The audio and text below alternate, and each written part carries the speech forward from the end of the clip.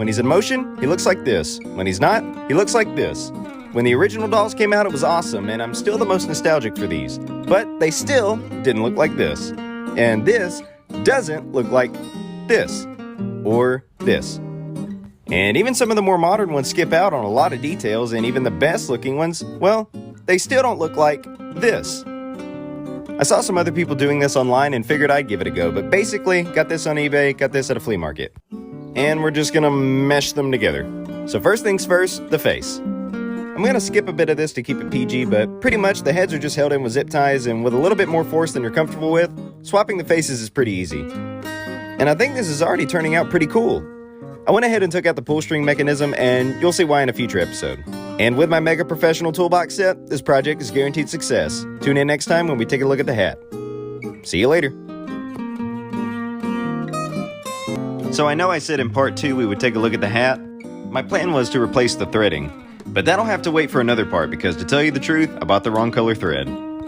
So we'll move on to something else. So I bought this doll on eBay that was no longer working because he's got open hands, just like our dude in the film. Also, I couldn't help but notice that these dolls have yellowy vests. Anyways, we're gonna do what we did last time and do a quick switcheroo. And by quick, I mean about an hour later I figured it out. They were held in by zip ties just like the faces, I just had to find the seam. Now I just gotta get some new zip ties to secure it. See you next time. Okay, so now we'll take a look at the hat, because this time, I got the right color thread. I decided to go with this leather threading because I think it's going to look really nice. It's also all the store had. But first things first, we got to take the original threading out. You may not can see it well, but I noticed the hat had all these pencil markings on it, so I went ahead and cleaned it up a little using a disinfectant wipe and an eraser. And about halfway through, I noticed I was threading it wrong. And once I did it correctly, I superglued the knot in the back and cut off the excess. And there we go. I think that looks a whole lot better. See you next time. Alrighty, so once again, we will be taking a look at the head, but this time more specifically, the hair. In the movie, Woody has these wavy hairlines.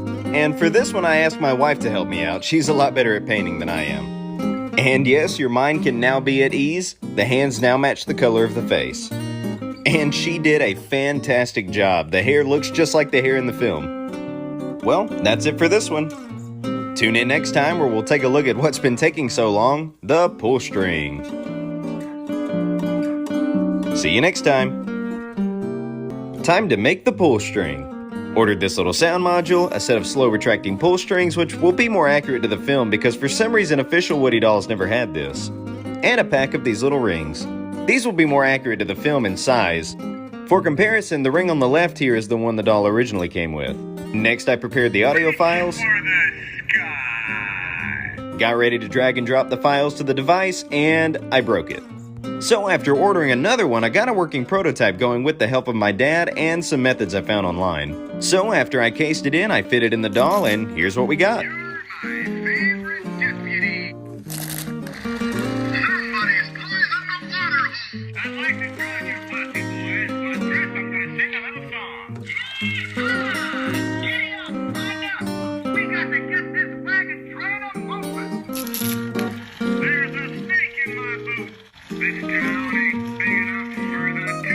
See you next time. So after finishing up Project Howdy Partner, it only made sense to move on to Buzz Lightyear, the coolest toy ever. Now, Buzz dolls seem to be a give and take when it comes to looks and features. They can look incredible and lack a major feature, or have tons of features and look kinda off.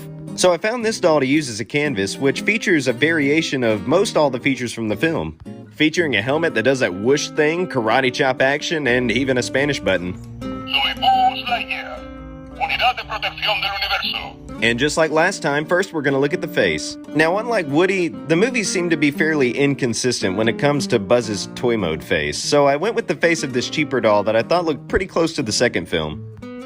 Now, swapping the faces wasn't all that tough, but I did accidentally mess up the helmet retracting mechanism, but I was able to figure out how to put it back together after like a day.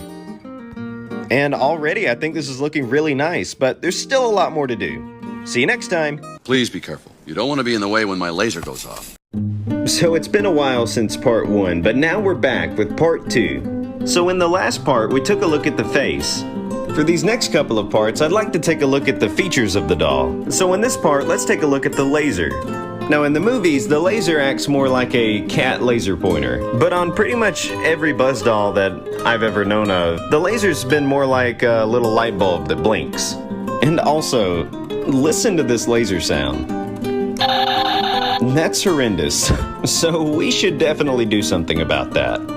Now, to accomplish this, I had to make some major modifications to the spacesuit. So first things first, I ordered another one of those little sound modules that I used in the Woody video, and a little laser diode. And pretty much all you have to do to take apart the rest of the spacesuit is take out one little screw and pretty much pop the original bulb off and just solder on the wires to the new laser. And once again, just like the last video, I'm no expert on wiring, so I asked my dad for help. He knows a lot more about that sort of thing.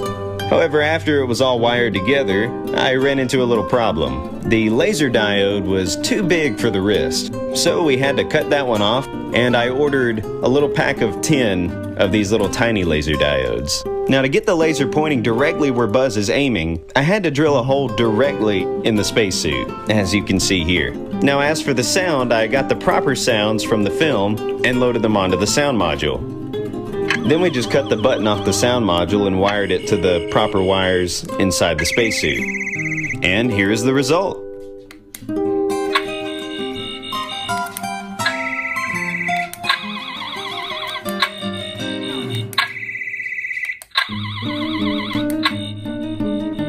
This took a lot of trial and error. You may even notice a few small little cosmetic differences in the doll since the last video. That's because it's a completely different doll. In fact, this is doll number 3. Now we have a Buzz Lightyear doll with a laser that works just like it does in the film. Tune in next time where we'll take a look at the chest plate buttons. See you next time.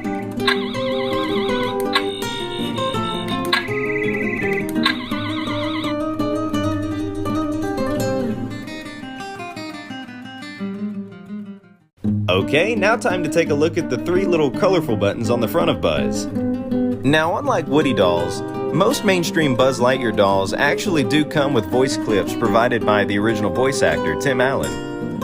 And even though they usually come with some great voice clips, they're usually either not the same takes used in the film, or they're missing something entirely.